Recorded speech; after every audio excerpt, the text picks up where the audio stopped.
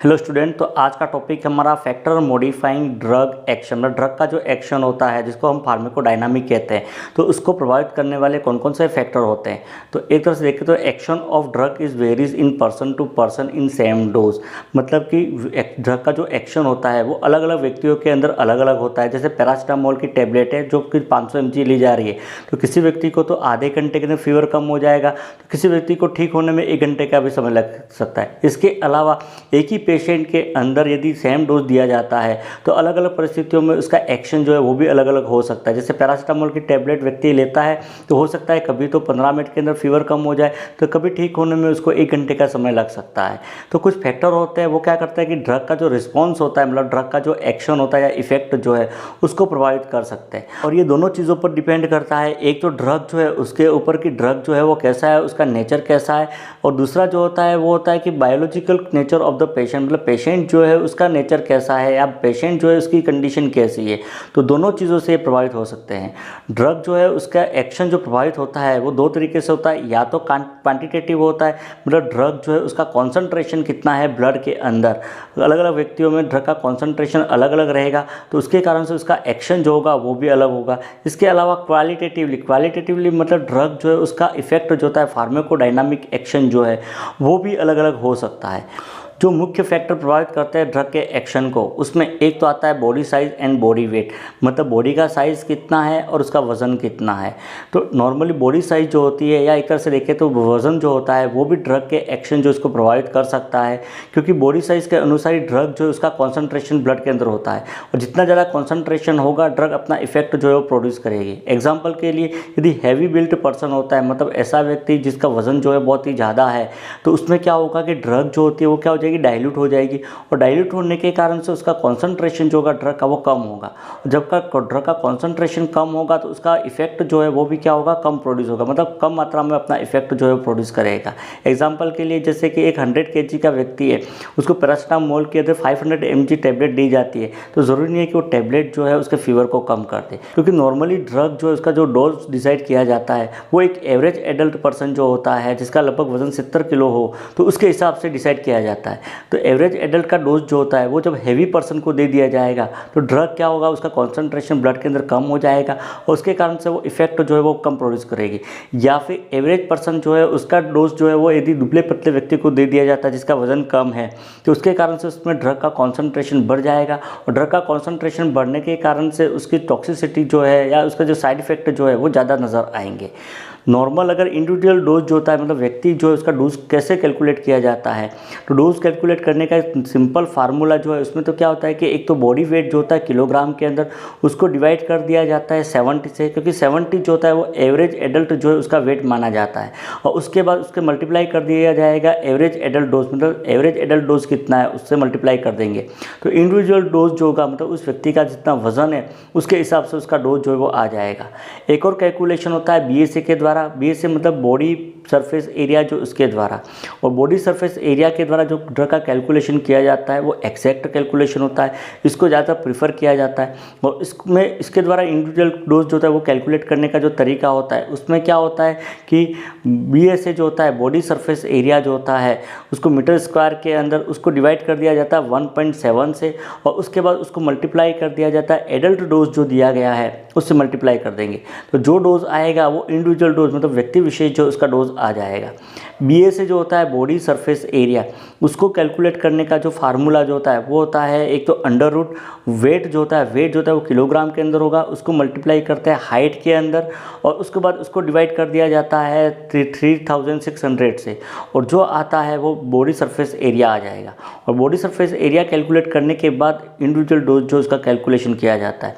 इसका एक और फार्मूला जो होता है वो होता है weight in kg multiply by height और मल्टीप्लाई बाय 0.007184, उससे मल्टीप्लाई करेंगे और जो आएगा वो आ जाएगा उसका नॉर्मल जो होता है, मतलब इंडिविजुअल पर्सन जो है उसका जो डोज है वो आ जाएगा। ये तो बॉडी साइज या बॉडी वेट जो होता है जो डोज को प्रभावित करता है, ड्रग के एक्शन प्रभावित करता है वो हो जाएगा। दूसरा जो फैक्टर होता है ड्रग के एक्शन को प्रभावित करने वाला वो एज होता है। एज अगर देखें तो नॉर्मली अगर चिल्ड्रन जो होते हैं उनको कम डोज की आवश्यकता पड़ती है। कम डोज की आवश्यकता क्यों पड़ती है उनको? क्योंकि एक तो उनका बॉडी साइज जो होता है वो कम होता है, उसके कारण से उनका बॉडी वेट जो होता है, बच्चे का वजन वो भी कम होता है। एक उनका बॉडी सरफेस एरिया जो होता है वो भी कम होता है। एक BBB मतलब ब्लड ब्रेन बैरियर जो होता है वो उनका पुअर होता है, उसके कारण से ड्रग जो होती है वो ईजी वे में ब्रेन को क्रॉस कर जाती है। इसके अलावा उनके अंदर एंजाइम जो होते हैं उसका प्रोडक्शन पूर्ण रूप से नहीं हो पाता है, उसके कारण से ड्रग जो इसका मेटाबॉलिज्म प्रॉपर नहीं हो पाता है। एक उनका ग्लोमेरुलर फिल्ट्रेशन रेट जो होती है GFR वो कम होती है, और GFR कम होने के कारण से ड्रग जो इसका एलिमिनेशन जो होता है मतलब ड्रग का एक्सक्रीशन प्रॉपर नहीं हो पाता। एक ड्रग जो है उसका एब्जॉर्प्शन जो होता है वो भी उनमें क्या होता है, डिले होता है। डिले होने का कारण GI ट्रैक्ट के अंदर एंजाइम जो है इसका प्रॉपर निर्माण नहीं हो पाता उसके कारण से। इसके अलावा कुटेनियस टिश्यू जो है या कुटेनियसली ड्रग दी जाती है तो उसका एब्जॉर्प्शन फास्ट होता है, क्योंकि कुटेनियस टिश्यू जो होता है वो उसका थिन होता है मतलब पतला होता है, उसके कारण से वहाँ पर एब्जॉर्प्शन जो होता है वो जल्दी हो जाता है। चाइल्ड डोज जो है वो कैलकुलेशन करने का बहुत सारे फार्मूले, इसमें एक तो यंग फार्मूला होता है। यंग फार्मूला जिसमें क्या होता है कि एज जो है उसको फिर एज+12 जो उससे डिवाइड कर दिया जाएगा और उसके अंदर एडल्ट डोज जो उसको मल्टीप्लाई कर दिया जाता है। जो डोज आता है वो उस बच्चे का डोज हो जाएगा। ये तो यंग फार्मूला जो है वो हो जाएगा जिसके द्वारा बच्चे का डोज जो होता है उसका कैलकुलेशन किया जाता है। अगला फैक्टर एल्डरली होता है, मतलब ज़्यादा उम्र होने पर, और ज़्यादा उम्र होने पर भी क्या होता है कि उनमें रीनल फंक्शन जो होता है वो कम हो जाता है। रीनल फंक्शन कम होने के कारण से उनको भी लो डोज जो है उसकी आवश्यकता पड़ती है। एक हिपेटिक माइक्रोसोमल एंजाइम जो होते हैं जो कि ड्रग का मेटाबॉलिज्म करते हैं वो भी रिड्यूस हो जाते हैं। इसके अलावा लीवर को ब्लड फ्लो जो होता है वो भी रिड्यूस होता है, उसके कारण से एंजाइम का निर्माण जो है वो भी कम हो जाता है। एक GI ट्रैक्ट जो है उससे ड्रग का एब्जॉर्प्शन जो होता है वो क्या होता है, स्लोअर हो जाता है, क्योंकि गैस्ट्रिक मोटिलिटी जो होती है वो कम हो जाती है उसके कारण से। इसके अलावा प्लाज्मा प्रोटीन जो होते हैं जिसके ड्रग जो उसके बाइंडिंग होती है, जैसे खास करके एल्बुमिन प्रोटीन, वो भी कम हो जाता है। एल्बुमिन प्रोटीन कम होने के कारण से ब्लड के अंदर ड्रग जो है उसका कॉन्सेंट्रेशन जो होता है वो क्या होता है, हाई हो जाता है। उस कारण से कुछ ड्रग जो होती है उसको वृद्धावस्था के अंदर कम डोज या लेस डोज करने की आवश्यकता पड़ती है। तो ये तो एज रिलेटेड फैक्टर जो है वो हो जाएंगे। तीसरा जो फैक्टर प्रभावित करता है वो होता है सेक्स होता है। सेक्स जैसे कि लिंग जो होता है वो कि पुरुष है या महिला है, तो महिलाओं जो है उनकी बॉडी साइज़ क्या होती है, छोटी होती है या कम होती है, उनका वज़न भी कम होता है, उसके कारण से उनको डोज जो है उसकी कम आवश्यकता पड़ती है, मतलब लेस डोज की आवश्यकता पड़ती है। इसके अलावा कुछ ड्रग जो होती है उनको मेंस्ट्रुएशन जो है उसके दौरान, प्रेगनेंसी के दौरान या लैक्टेशन के दौरान उसको अवॉइड किया जाता है, क्योंकि उन ड्रग के कारण से कुछ प्रॉब्लम हो सकती है या उसके साइड इफेक्ट जो वो हो सकते हैं। तो सेक्स जो होता है वो भी ड्रग के एक्शन को प्रभावित कर सकता है। अगला जो है वो स्पीसीज और रेसेस हो जाएगा। तो drug produce different response in different species, तो अलग अलग स्पीसीज के अंदर ड्रग जो होती है वो अलग अलग रिस्पॉन्स प्रोड्यूस करता है। जैसे एग्जांपल के लिए रेबिट जो होते हैं उनमें एट्रोपिन के अगेंस्ट क्या होता है, रेजिस्टेंस होता है, मतलब एट्रोपिन जो होती है वो रेबिट के अंदर कोई भी रिस्पॉन्स प्रोड्यूस नहीं करती। ऐसा ही प्यूपिल जो है उसको डायलेट करने के लिए एट्रोपिन और एफिड्रिन जो है उसकी अगर देखें कॉन्सेंट्रेशन की, तो ब्लैक जो होते हैं उनको तो हायर डोज की आवश्यकता पड़ती है, जबकि मंगोल्स जो होते हैं, जो गोरे होते हैं, उनको लोअर कॉन्सेंट्रेशन की आवश्यकता पड़ती है। तो इस प्रकार से स्पीसीज और रेसेस जो होते हैं वो भी ड्रग के एक्शन को प्रभावित कर सकते हैं। अगला जो फैक्टर होता है वो जेनेटिक होता है। जेनेटिक मतलब जीन या क्रोमोसोम जिसको कहते हैं वो।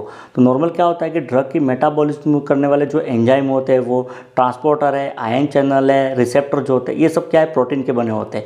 और ये सभी जो है उसका निर्माण जो होता है वो किससे होता है, जेनेटिकली कंट्रोल होता है, मतलब जेनेटिक के द्वारा उसका निर्माण होता है। और ड्रग जो होती है वो अपना इफेक्ट जो प्रोड्यूस करती है वो इन्हीं के द्वारा करती है। यदि जेनेटिक डिफरेंस होगा व्यक्तियों के अंदर तो उसके कारण से ड्रग जो है उसका एक्शन जो होगा वो भी अलग अलग प्रोड्यूस होगा, साथ ही साथ ड्रग का मेटाबॉलिज्म जो होगा वो भी अलग अलग होगा। जब ड्रग का मेटाबॉलिज्म में अंतर आएगा तो उसके कारण से ड्रग का एक्शन जो होगा वो भी प्रभावित होगा। और इसकी स्टडी जो की जाती है कि किस प्रकार से जेनेटिक जो होता है वो ड्रग के एक्शन को प्रभावित करता है, उसको ही फार्माकोजेनेटिक्स कहा जाता है। फार्माकोजेनेटिक्स का मतलब क्या होता है, study of genetic basis for variability in drug response, मतलब ड्रग का रिस्पॉन्स जो है उसके अंदर जो अंतर आ रहा है अलग अलग लोगों के अंदर, उसमें जेनेटिक्स का क्या रोल होता है या जेनेटिक किस प्रकार से उसको प्रभावित करता है, उसकी स्टडी करना ही फार्माकोजेनेटिक होता है। मतलब ये मेनली क्या करता है कि genetic influence on the drug, मतलब ड्रग जो है उसके ऊपर जेनेटिक इन्फ्लुएंस जो है उसको स्टडी करता है। जैसे एग्जांपल के लिए कि कोई व्यक्ति जो है इंडिविजुअल जिसमें G6PD डेफिशिएंसी है तो उसके अंदर क्या होता है, प्राइमाक्विन जो होता है वो हिमोलाइसिस प्रोड्यूस कर रहा है, मतलब जेनेटिकली उसके अंदर कोई प्रॉब्लम है या डिसीज कंडीशन है, तो उसके कारण से ड्रग का एक्शन जो होता है वो भी क्या होता है, प्रभावित कर सकता है, या ड्रग का इफेक्ट जो होता है वो प्रभावित कर सकता है। तो एक तो जेनेटिक्स जो होता है वो एक तो इफेक्ट प्रभावित करता है। अगला जो फैक्टर प्रभावित करता है ड्रग के एक्शन को, वो रूट ऑफ एडमिनिस्ट्रेशन होता है। मतलब ड्रग जो है वो कौन से रूट से दी जा रही है, ये दोनों ही चीज़ों को प्रभावित करता है। क्वांटिटेटिवली प्रभावित कर सकता है, मतलब ड्रग जो है उसकी कॉन्सेंट्रेशन कितना है ब्लड में, उसको प्रभावित करता है। साथ ही साथ ड्रग जो है उसकी क्वालिटी जो है उसको प्रभावित कर सकता है। यदि इंट्रावेनसली ड्रग को दिया जाता है तो वो क्या करता है कि क्विक एकदम से रिस्पॉन्स प्रोड्यूस करता है, साथ ही साथ हायर डिग्री में रिस्पॉन्स जो होता है प्रोड्यूस करता है, क्योंकि इंट्रावेनस जो भी ड्रग दी जाते हैं उसका 100% कॉन्सेंट्रेशन ब्लड के अंदर रहता है। उसके कारण से उसका एक्शन जो होता है वो भी क्या होता है 100% रहेगा। ठीक वैसे ही यदि जीआई ट्रैक्ट के द्वारा ड्रग दी जाती है तो उसके कारण से क्या होता है कि ड्रग का एब्जॉर्प्शन जो हो रहा है वो कम रहेगा।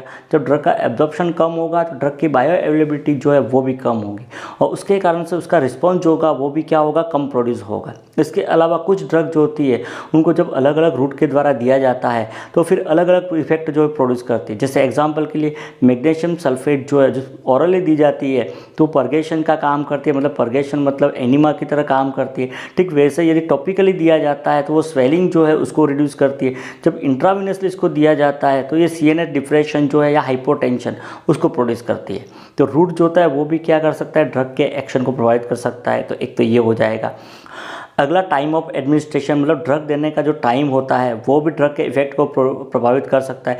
कुछ ड्रग जो होते हैं वो मॉर्निंग के अंदर ज़्यादा इफेक्टिव रहती है, कुछ ड्रग जो होती है वो बेड टाइम जो होता है उस समय इफेक्टिव रहती है। जैसे एग्जांपल के लिए हिप्नोटिक्स जो होती है वो बेड टाइम दिया जाता है, मतलब सोते समय देते हैं हिप्नोटिक्स को तो अच्छा इफेक्ट प्रोड्यूस करती है।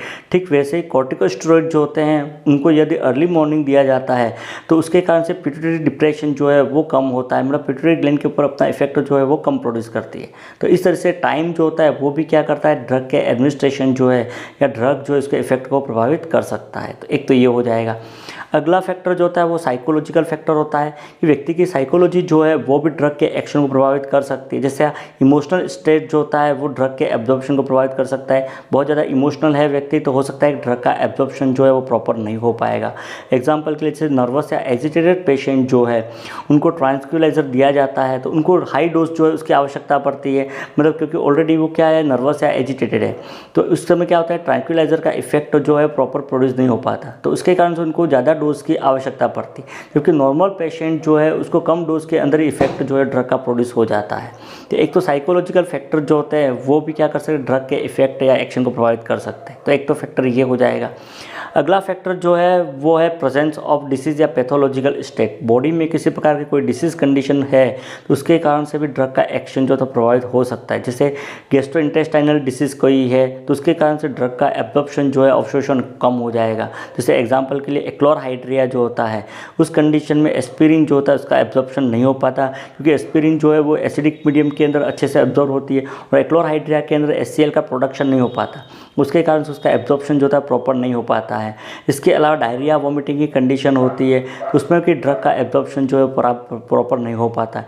एक लीवर के अंदर कोई डिसीज़ कंडीशन है जैसे कि सिरोसिस और लीवर हो गया है तो उसके कारण से क्या होगा कि ड्रग की बायो अवेलेबिलिटी जो है वो ज़्यादा रहेगी, क्योंकि सिरोसिस और लीवर के अंदर क्या होगा कि मेटाबॉलिज्म जो होता है, मेटाबॉलिज्म या यूँ कहे कि हिपेटिक मेटाबॉलिज्म जो होता है वो क्या होता है, कम हो जाएगा। और हिपेटिक मेटाबॉलिज्म कम होने के कारण से ड्रग का मेटाबॉलिज्म या ब्रेकडाउन नहीं होगा, और ड्रग का ब्रेकडाउन नहीं होगा तो ड्रग का कॉन्सेंट्रेशन जो होता है वो ज़्यादा बढ़ सकता है या वो हाई हो सकता है।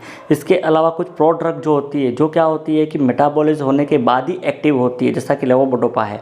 तो हिपेटिक मेटाबॉलिज्म जो है वो प्रभावित हो रहा है, वो नहीं हो पाएगा तो उसके कारण से उन ड्रग का एक्टिवेशन नहीं होगा, और एक्टिवेशन नहीं होने के कारण से ड्रग का इफेक्ट जो है वो प्रोड्यूस नहीं होगा। जैसा एग्जांपल के लेवोडोपा, डाइजीपाम इत्यादि। ठीक वैसे यदि किडनी के अंदर किसी प्रकार की कोई डिसीज़ कंडीशन है तो उसके कारण से ड्रग का एलिमिनेशन जो हो रहा है, क्योंकि मैक्सिमम ड्रग जो होते हैं उसका एक्सक्रीशन जो होता है बॉडी से बाहर निकलते हुए किडनी के द्वारा होता है। यदि किडनी के अंदर किसी प्रकार की कोई डिसीज़ कंडीशन है तो ड्रग जो उसका एक्सक्रीशन बाहर नहीं होगा, ड्रग का एक्सक्रीशन एलिमिनेशन नहीं होगा तो उसके कारण से उसका कॉन्सेंट्रेशन जो होता है वो क्या हो जाएगा, इंक्रीज या हाई हो जाएगा। एग्जाम्पल के लिए जैसे लिथियम जो है उसका हाई हो जाएगा, और ड्रग का कॉन्सेंट्रेशन जब हाई होगा तो उसके कारण से क्या हो सकता है, टॉक्सिसिटी हो सकती है। जैसा लिथियम टॉक्सिसिटी जो है वो लिथियम का लेवल ब्लड के अंदर बढ़ रहा है, कॉन्सेंट्रेशन बढ़ रहा है, उसके कारण से होती है। ठीक वैसा ही ब्लड ब्रेन बैरियर जो है उसकी परमेबिलिटी जो होती है वो भी क्या होता है, किडनी डिसीज़ या किडनी फेलियर की कंडीशन में क्या होती है, बढ़ जाती है।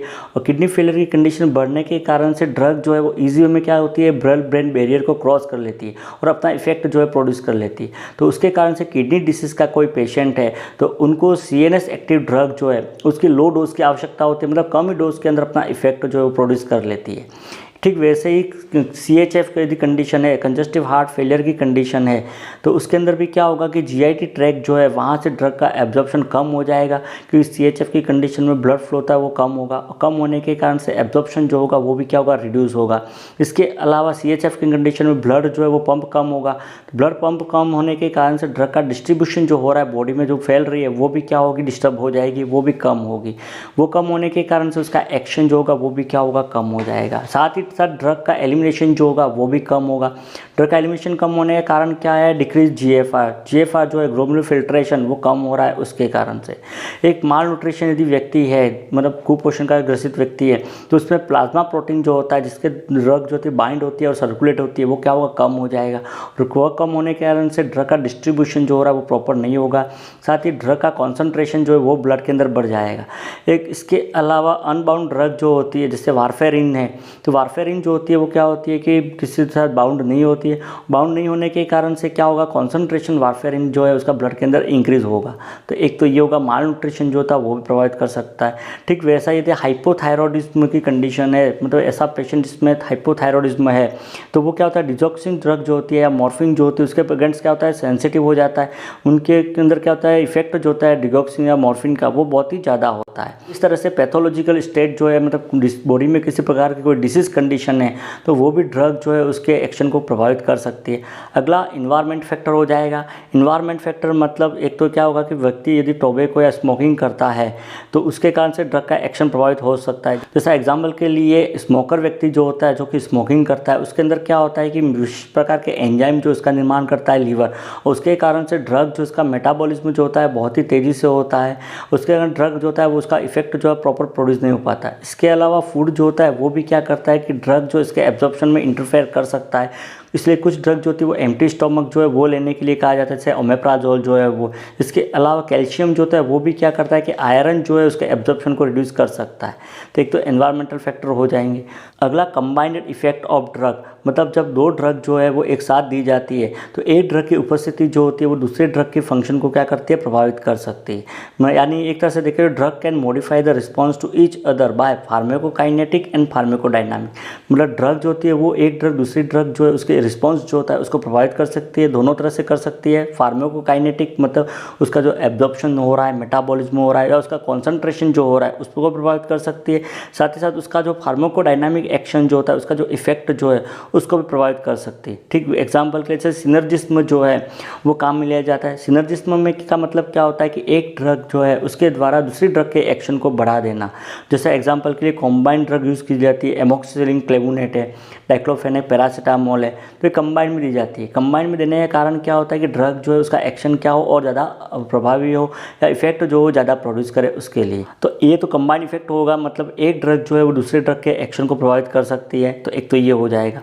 अगला फैक्टर जो होता है वो होता है कुमुलेटिव एक्शन होता है। कुमुलेटिव एक्शन का मतलब क्या होता है कि यदि ड्रग जो है उसके एडमिनिस्ट्रेशन की रेट जो है वो उसके एलिमिनेशन की रेट से ज़्यादा होगी तो ड्रग जो होती है वो क्या होती है, बॉडी के अंदर एक्यूमुलेट होकर इकट्ठी हो जाएगी, उसके बाद टॉक्सिसिटी प्रोड्यूस कर सकती है। सिंपल शब्दों में कहे तो ड्रग जितनी दी जा रही है उतनी ड्रग क्या होनी चाहिए, बॉडी से बाहर निकलनी चाहिए। यदि ड्रग बॉडी से बाहर कम निकल रही है और एडमिनिस्ट्रेशन रेट जो है वो ज़्यादा है तो क्या होगा कि ड्रग की मात्रा जो है वो ब्लड के अंदर बढ़ जाएगी, उसको ही कुमुलेटिव एक्शन कहा जाता है। और जब ड्रग की मात्रा बढ़ेगी तो उसके कारण से क्या हो सकता है कि टॉक्सिसिटी जो होती है ड्रग की वो प्रोड्यूस हो सकती है। जैसे एग्जांपल के लिए कि लंबे समय तक ये क्लोरोक्विन जो है इसका इस्तेमाल किया जाता है तो क्या होगा कि धीरे धीरे उसका कॉन्सेंट्रेशन जो है वो बढ़ जाएगा और वो बढ़ने के कारण से किडनी जो है वो क्या हो सकती है, डैमेज हो सकती है। एक तो कम्युलेटिव एक्शन हो जाएगा। अगला टॉलरेंस होता है। टॉलरेंस मतलब व्यक्ति जो होता है वो ड्रग को क्या कर लेता है, टॉलरेंट कर लेता है। मतलब यदि ड्रग जो इसका एडमिनिस्ट्रेशन बार बार किया जाता है, रिपीटेड किया जाता है, तो क्या होता है कि कुछ समय बाद वैसा ही डोज जो है या वैसा ही इफेक्ट जो प्रोड्यूस करने के लिए हायर डोज की आवश्यकता पड़ती है, क्योंकि व्यक्ति क्या कर लेता है, उसके अगेंस्ट टॉलरेंस जो है वो प्रोड्यूस कर लेता है, और उसी के कारण से ड्रग जो है उसकी डिपेंडेंसी होती है, मतलब ड्रग का व्यक्ति आदी होता है। मतलब एक डोज को यदि बार बार दिया जाता है तो कुछ समय बाद क्या होता है कि व्यक्ति जो है उस डोज पर अपना रिस्पॉन्स जो है या ड्रग जो है वो एक्शन प्रोड्यूस नहीं कर पाती है। तब जाके क्या होता है कि एक्शन जो है वो प्रोड्यूस करने के लिए हायर डोज जो है उसकी आवश्यकता पड़ती है। जैसा कि लोग व्यक्ति अल्कोहल पीते हैं या बारबीट्यूरेट ले जा रही है, तो बारबीट्यूरेट एग्जांपल के लिए यदि बारबीट्यूरेट जो है या नींद की गोली जो है अल्प्राजोलम 0.5 mg एल्प्राजोलम दी जा रही है, तो कुछ समय बाद उसको 0.5 mg से नींद नहीं आएगी। उसको नींद लाने के लिए 1 mg जो है उस ड्रग की आवश्यकता पड़ेगी, मतलब डोज जो उसको बढ़ाना पड़ेगा। तो ये भी हो सकता है। एग्जांपल के लिए जैसे अल्कोहल जो है वो एक क्रॉस टॉलरेंस होता है। क्रॉस टॉलरेंस के अंदर क्या होता है कि एक ड्रग जो उसके अगेंस्ट यदि टॉलरेंस हो रहा है व्यक्ति को, तो सिमिलर केमिकल वाली यदि दूसरी ड्रग देते हैं तो उसके अगेंस्ट भी क्या होता है, टॉलरेंस हो जाता है व्यक्ति को। जैसे एग्जांपल के लिए यदि कोई पेशेंट जो है वो पैथिडीन जो है उसके अगेंस्ट क्या है, टॉलरेंट है, मतलब पैथिडीन देने पर उसके अगेंस्ट टॉलरेंट हो गया है, उसको इफेक्ट प्रोड्यूस नहीं हो रहा है, तो सेम उसी की क्लास की कोई या सेम केमिकल वाली ड्रग जो है जैसे कि मॉर्फिन जो है वो दी जाती है, तो व्यक्ति मॉर्फिन के अगेंस्ट भी क्या हो जाएगा, टॉलरेंट हो जाएगा। तो उसके कारण से उसको फिर क्या होगा, हायर डोज जो है उसकी आवश्यकता पड़ेगी। तो ये भी क्या करता है, टॉलरेंस जो होता है वो भी ड्रग के एक्शन जो उसको प्रभावित कर सकता है। तो ये तो फैक्टर हो जाएंगे जो ड्रग के एक्शन को प्रभावित करते हैं। वो ड्रग का जो एक्शन या इफेक्ट जो होता है उसकी स्टडी को फार्माकोडायनामिक कहा जाता है। इसका लिंक डिस्क्रिप्शन के अंदर है, वहाँ से आप वीडियो देख सकते हैं। ठीक वैसा ही बॉडी के अंदर ड्रग की जो मूवमेंट होती है उसको फार्माकोकाइनेटिक कहते हैं। इसका भी लिंक जो है डिस्क्रिप्शन के अंदर है, वहाँ से आप देख सकते हैं। नर्सिंग रिलेटेड वीडियो देखने के लिए चैनल को सब्सक्राइब कीजिए। Thank you.